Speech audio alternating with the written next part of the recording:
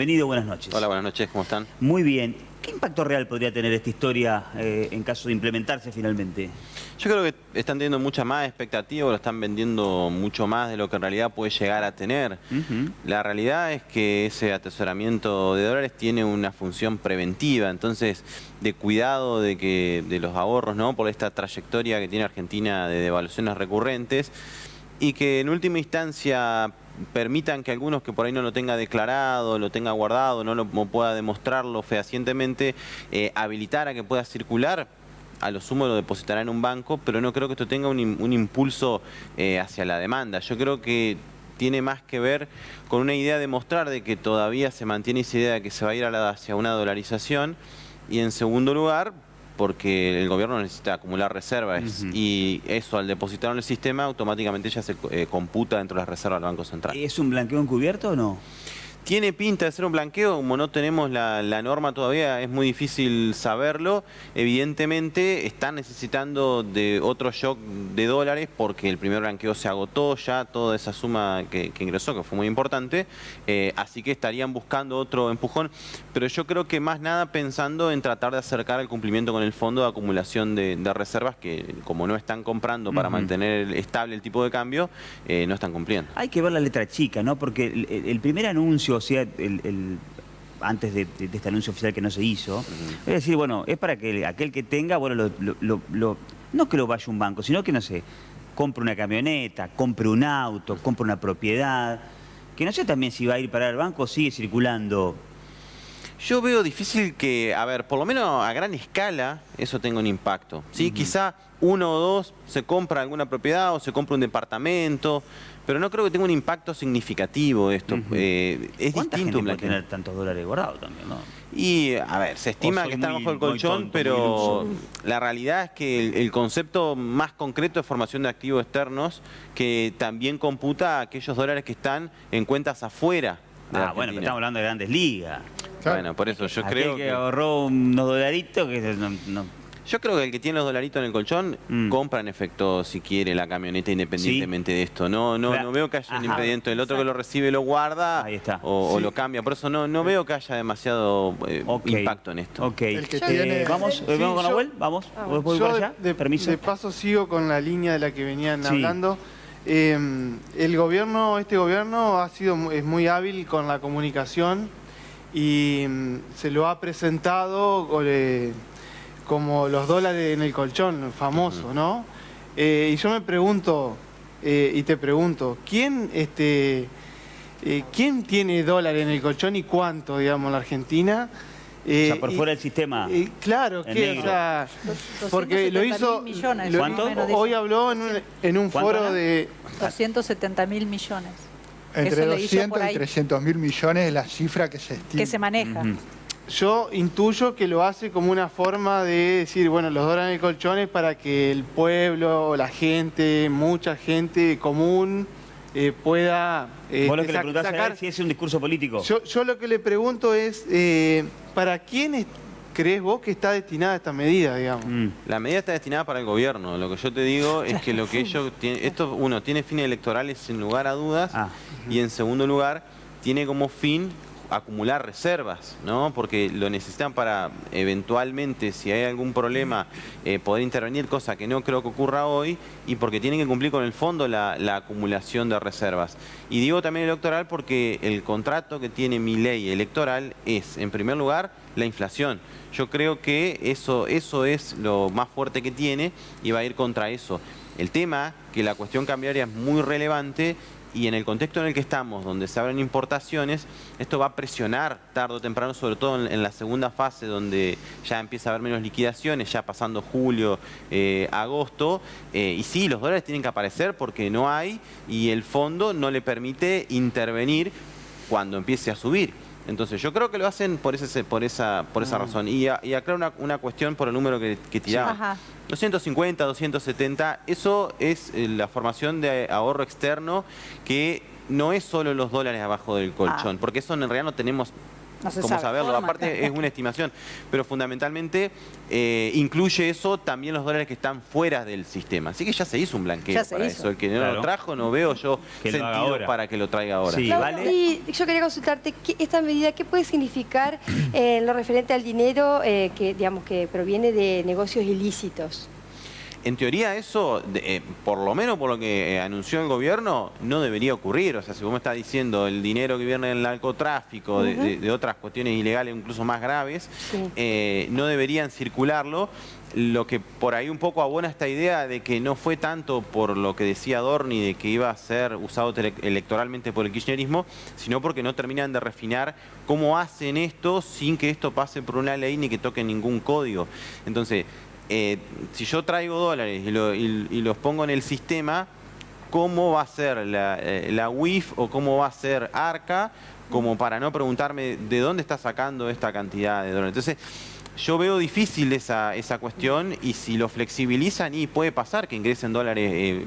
A ver, que hay operaciones ilegales, la haya. El problema es cuando eso se origina en actividades de ese nivel de ilegalidad, ¿no? ¿Y qué mensaje justamente en relación a esto se le está dando entonces a la gente que históricamente cumplió con sus obligaciones fiscales? El mismo planteo, o sea, como que se sí. promueve la cultura de mejor no declaro lo que tengo. Es que eso es una mirada general que en realidad ocurre no solo para el tema de los dólares, sino también para las positivas cuando hay moratoria. Es el mismo planteo. Lo mismo ocurre con todos los blanqueos, que todos dicen lo mismo. Al final, el que cumple termina pagando más caro. Hay muchos que tienen como ejercicio no pagar y esperar moratorias. Es lo mismo, lo que pasa que acá lo que están primando son necesidades. En el caso de las moratorias fiscales, ustedes observarán que normalmente cuando suma un gobierno y tiene dificultades fiscales, lo primero que mete es una moratoria. Una moratoria fiscal, digo, ¿no?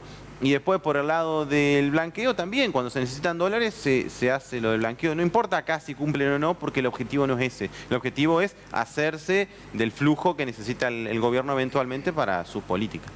Claudio, Ezequiel, bueno, el primer momento para conseguir dólares de este gobierno fue el blanqueo, después un poco el acuerdo con el fondo, podría decirse, ahora este operativo Canuto o dólares del colchón. Operativo Canuto. Canuto, el canuto que tenés abajo del colchón. Caputo, El Canuto. que sigue, si con esto llega la administración a las elecciones, ¿hay otro lugar de donde rascar o qué puede venir después? Sí, evaluación. el objetivo que tiene el gobierno y que lo viene trabajando, pero lo que le está costando muchísimo es bajar el riesgo país para ir al mercado voluntario de deuda. El siguiente paso que te queda es tomar deuda de los privados, que si yo estuviese en la gestión, yo lo que haría como primer paso, una vez que baja el riesgo país, primero que nada es reestructurar toda la deuda, que es refinanciar, ¿no? Es decir, tratar de hacer un acuerdo con los privados para poder cambiar los bonos que van venciendo ahora por bonos más largos y con tasas un poco mejor incluso que las que tengan.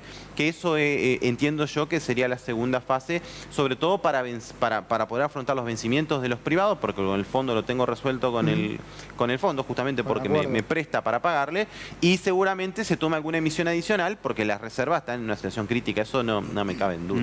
Ana.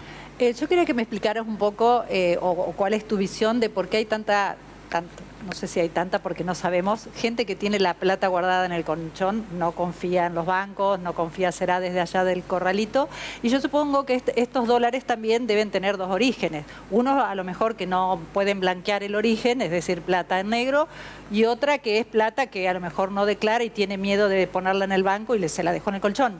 Exacto, yo creo que en principio la medida apuntaría a lo segundo que vos mencionás. La realidad es que Argentina tiene problemas con los dólares, con la devaluación, te diría hace 100 años atrás o más incluso, no es del corralito. El corralito yo creo que fue algo muy reciente para nosotros que está en la memoria, pero porque en realidad no se podían retirar los dólares, porque ahí se seguían comprando dólares, uno depositaba peso y la gente automáticamente lo convertía a dólares en el banco. El problema viene de más atrás, cuando uno intentaba ahorrar en pesos y veníamos en recurrentes de devaluaciones. Vale recordar, por ejemplo...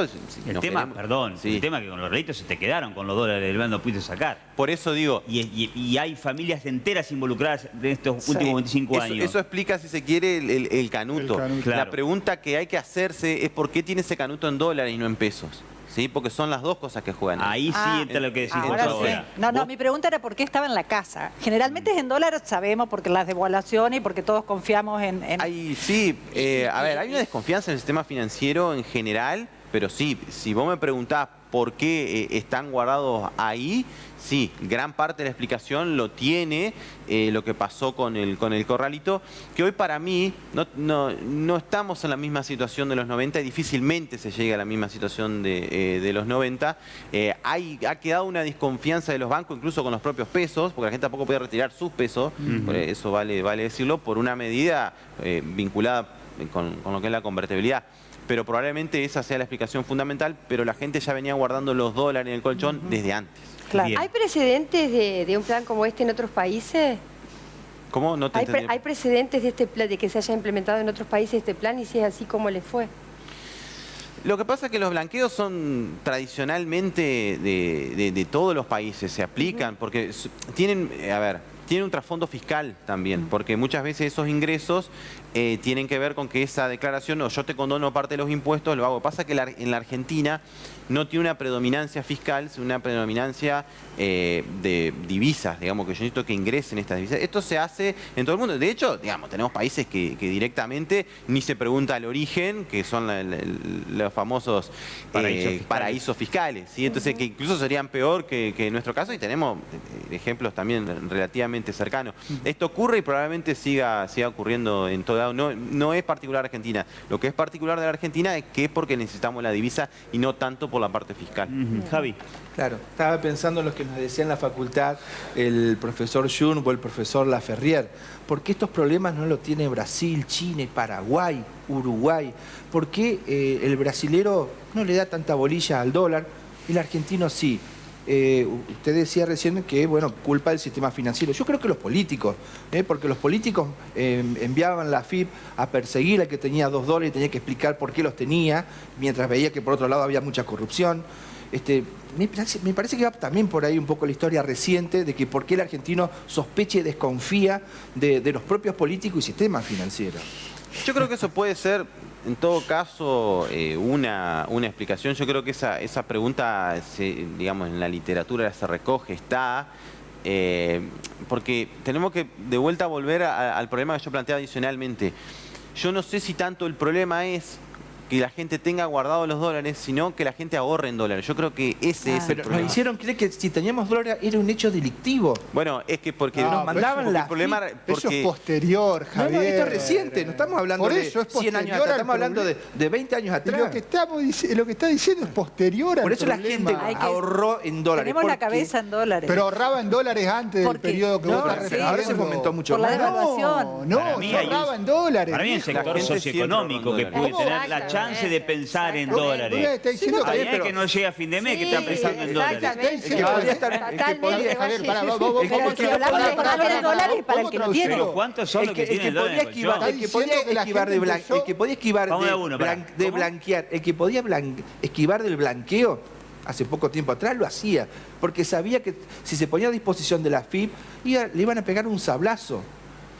Pero es que, a ver... No, el paso, perdón, pero no podía comprar por el régimen legal 200 porque estaba todo prohibido, todo atado, todo restringido. Pero es porque la carestía de dólares. Pero vos lo que estás diciendo que la gente empezó a ahorrar dólares con Kirchner es un error histórico. Yo no dije a nadie. Te estás refiriendo a eso. La gente ¿por qué tiene miedo? ¿Por qué tiene miedo, Javier?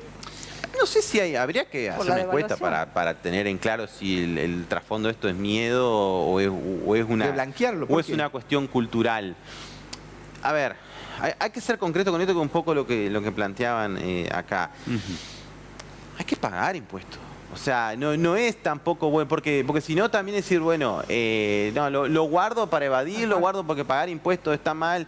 Y no es así. Podemos discutir si el sistema fiscal es bueno, si hay que mejorarlo, podemos discutir si el sistema político es bueno o es malo, pero hay todas trayectorias históricas muy complejas, muy discutidas, sobre las cuales tampoco es que hay tanto consenso, respecto de por qué el argentino tiene un comportamiento y que va desde el ciudadano hasta el empresario. La pregunta, ¿por qué tiene ese comportamiento y por qué no lo observamos en otros países?